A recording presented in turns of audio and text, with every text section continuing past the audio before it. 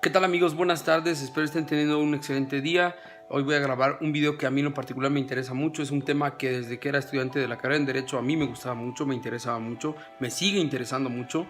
Y creo que este video puede ser de mucha utilidad para estudiantes de la carrera en Derecho, para abogados recién egresados, incluso para abogados penalistas que se aterran y no entienden cuando otros abogados hablan de temas de derecho civil, ¿no? Puede ser de mucha utilidad incluso para tu tía o un familiar o tu conocido que quiere adquirir un bien inmueble mediante la prescripción, es decir, por la posesión, ¿no? Este tema puede ser interesante para estas personas, ¿no? Vamos a remitirnos a la legislación de la Ciudad de México. En la Ciudad de México se llama prescripción positiva adquisitiva. Voy a remitirme solamente a la prescripción positiva de bienes inmuebles. Voy a dejar de lado los muebles y voy a dejar de lado el tema de la prescripción negativa. Lo aclaro para que no haya después el clásico abogado o maestro que me diga que por qué olvidé ese tema. Me voy a enfocar solamente en la prescripción positiva o prescripción adquisitiva de bienes inmuebles. En la Ciudad de México, los artículos que regulan esta actividad son del 1135 al 1180 del Código Civil del Distrito Federal.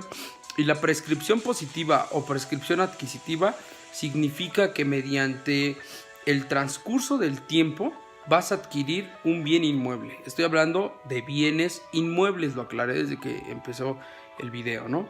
Entonces, el mismo código lo maneja así, que la prescripción positiva adquisitiva se va a dar mediante el transcurso del tiempo para adquirir un bien inmueble. Hay reglas para esto, es por eso que grabo este video, y los 4 requisitos indispensables para la prescripción positiva son que ésta se dé con la posesión ininterrumpida, con una posesión de manera pública y con una posesión detentada de manera pacífica, pero además a título de dueño, y este es el requisito más indispensable a la hora de hacerlo valer en una demanda de prescripción positiva, en una acción que intentes prescribir un bien inmueble. Para esto tenemos que entender que existen reglas que pueden interrumpir la prescripción positiva o reglas que pueden hacer que no corran los plazos. No, en este tenor de ideas, en este sentido, hay que entender que no solamente se va a poder prescribir un bien inmueble en el cual tú tienes la posesión.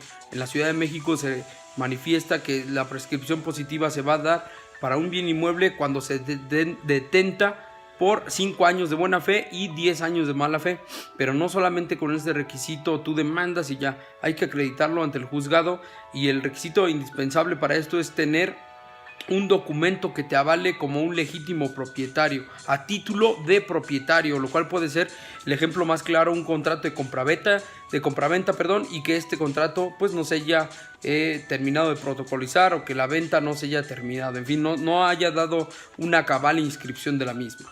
Esto es la forma para adquirir un bien inmueble. Esto no quiere decir que tú, rentando un bien inmueble y que, no sé, pasa alguna situación ajena a ti por la cual tu arrendador ya no te cobra y llevas ahí 10 años o 20 años, esto no quiere decir que de esta forma tú puedas prescribir. Claro que se puede hacer o se puede intentar hacer, pero el mecanismo legal no da para esto, porque aquí existe un arrendamiento que interrumpe la prescripción, que ni siquiera hace que la prescripción empiece a correr. Obviamente hay mañas dentro del ámbito jurídico que lo pueden lograr hacer. No es el caso del video, ni estamos recomendarlo hacer.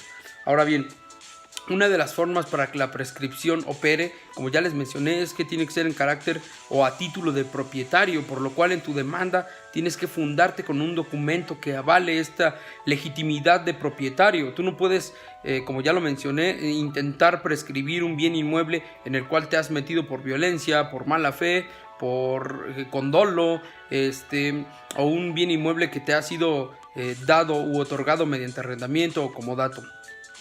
Hay formas de hacerlo, hay formas de intentarlo, pero no se recomiendan en este video, ni se motiva a las personas a que lo hagan, ¿no? Bueno, una de las formas para no poder prescribir es cuando se intenta entre copropietarios, así lo marca la ley, o entre personas que poseen el mismo bien inmueble. Esto lo marca la ley, no lo puedes hacer, ni tampoco entre ascendientes y descendientes o cónyuges. La prescripción no opera de esta manera.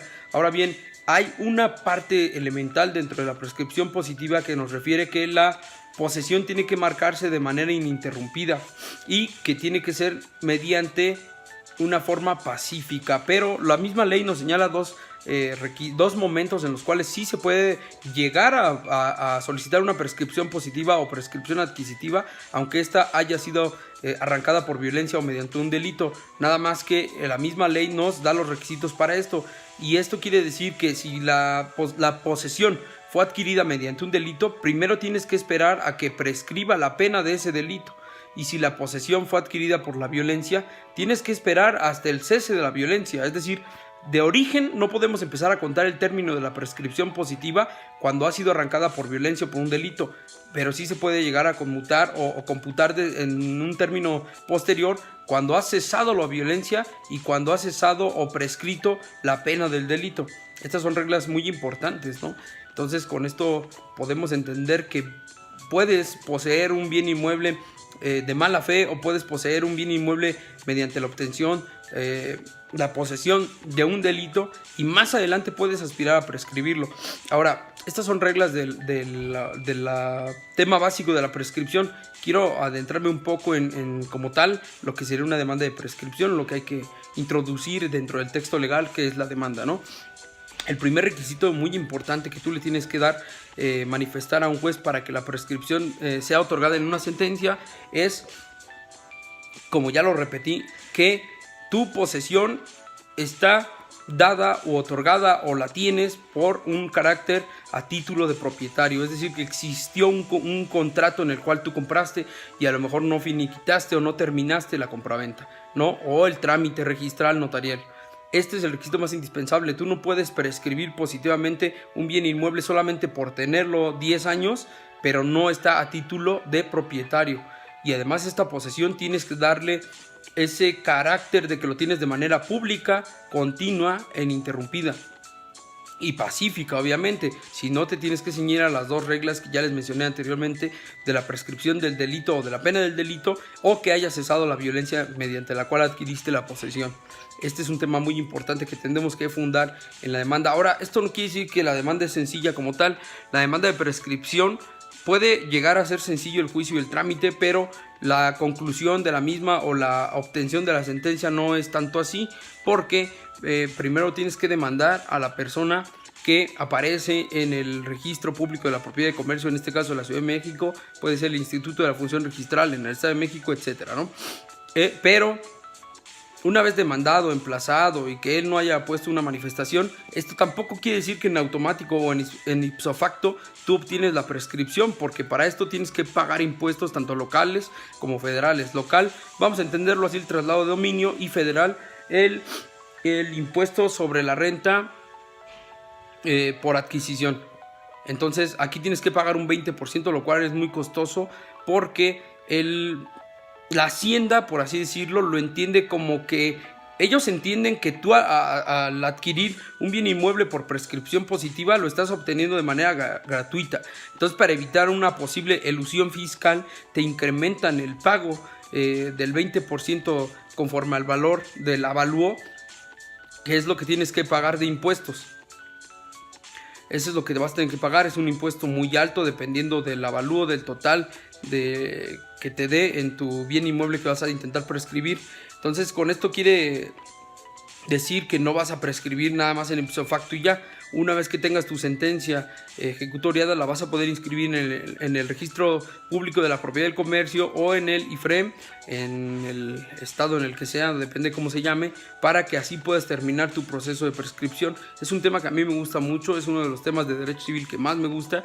Es un tema que muchas veces las personas, como ya lo dije en el video, tienden, los propios abogados principiantes o familiares de los abogados, tienden mucho a minimizarlo o a pensar que puedes adquirir una posesión o una prescripción, adquirir propiamente dicho una prescripción solamente por el simple transcurso. No, hay que darle forma dentro de ese juicio de prescripción positiva o de usucapión en el Estado de México, ¿no? Entonces es un tema que es muy interesante, tiene muchos puntos que debatirse, son juicios bastante interesantes y espero este video les sea de mucha utilidad a personas que pues son estudiantes de la carrera en Derecho o recién egresados, abogados penalistas que no tienen a veces mucha idea de temas del derecho civil, e incluso para familiares, como ya lo he dicho, que a veces están muy confundidos. Si el video les gustó, espero lo puedan compartir. Si tienen alguna duda, podemos platicarlo, debatirlo en posteriores videos. Creo que es un tema que no se puede abarcar en un simple video de 10 minutos. Es un tema en el que he dado generalidades, pero es un tema muy interesante, muy bonito. Les agradezco su atención y nos vemos pronto.